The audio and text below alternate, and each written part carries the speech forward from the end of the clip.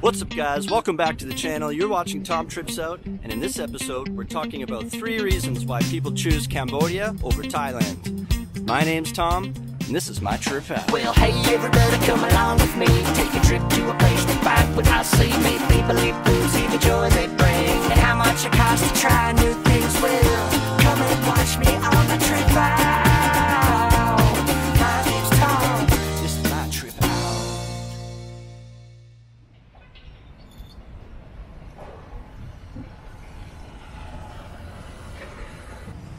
So I've come out here to Koh Peak, or Diamond Island in Phnom Penh, and I thought it would be a great place to talk about why people choose to live in Cambodia over Thailand or even Vietnam. Let's get into it. So the first reason why people choose Cambodia over Thailand often is because the visa is so much easier in Cambodia. It's way more straightforward. They have it on arrival. You know, in Thailand, as a foreigner, you have to keep reporting where you live every 90 days, and people say it's really annoying. And to get a business visa, there's way more requirements in Thailand and required documents that you need. And in Cambodia, it's just way more easygoing, and you can get what you need very quickly.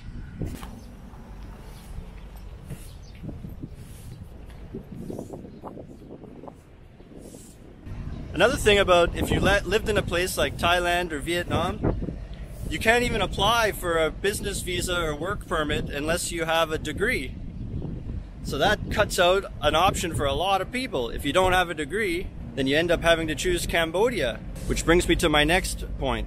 Now I thought since we're close to all this beautiful architecture, we should try walking through one of these archways, and it opens up into a courtyard in the middle. That might look really cool, and we can continue on with the next point in there.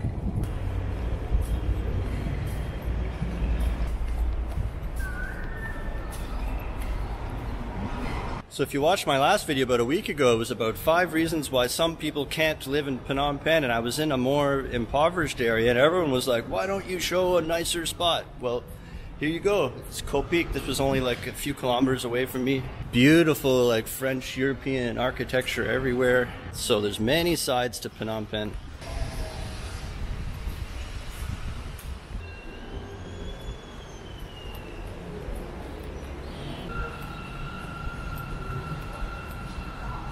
So, you know, when many expats move abroad or they choose to go to a country like either Thailand or Vietnam or Cambodia, I think the most common thing they're coming to do is to teach English, right? Now, if you're someone that has a degree, your options are wide open. You could go to even those places or China or Korea. But for those of us that don't have a degree, there's way less choices. There's not many places you can work as a teacher. Sometimes it's not the schools that care. They'll still hire you without a degree, but it's the country. They won't allow you to get the proper documents like a permit or business visa without a degree. It's part of the required documents when applying for that stuff. And that's the case in Thailand, and that's the case in Vietnam.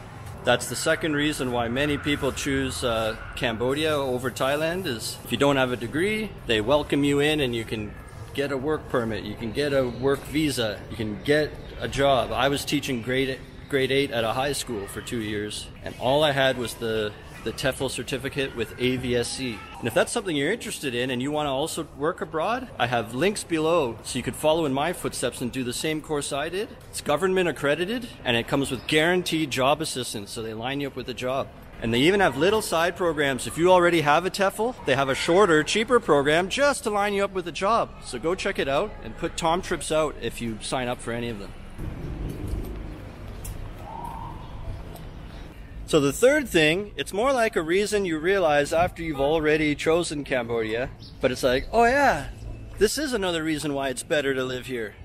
And what I'm talking about is the location of Cambodia is kind of right in the middle of all those other Asian countries. So you're basically an equal distance or just a short trip or a very cheap short flight to visit anywhere. And then it's really easy to get back into Cambodia, back into the country, because the visa system's so easy.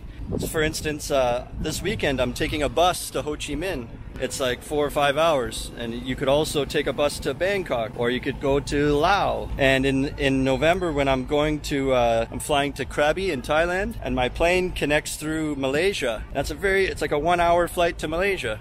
When you're in Cambodia, it's like the most perfect central just jumping pad if you want to visit any of the other places. And then, as I said, to come back home, the visas are so easy to get back in.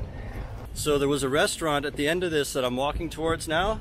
I looked it up on Google, and they had a really good picture of a dish I want. It was like fried fish in tamarind sauce, and it looked very like Khmer food. So that would be not really cool to show you in this video.